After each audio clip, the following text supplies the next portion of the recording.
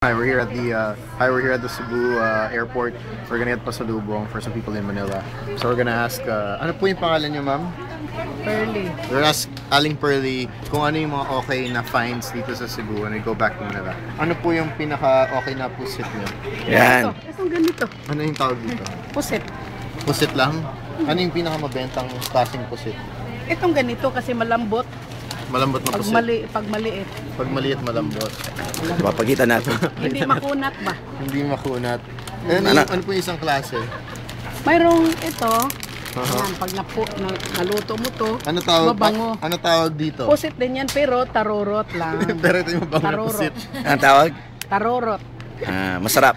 Masarap din yan, mabango pag na... Matigas ba itong pusit kesa Hindi. dito? Hindi. Malambot din. Malambot din. Pero, ano these lang, are mabango. the mabango na pusit.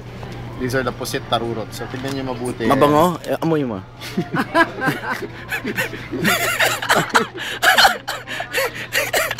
Amoyin mo yung isa.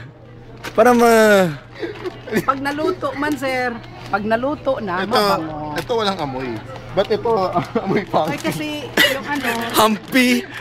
Humpy. Amoy funky. Humpy dumpy. Amoy humpy dumpy. Dito naman po tayo sa sa mga ganito.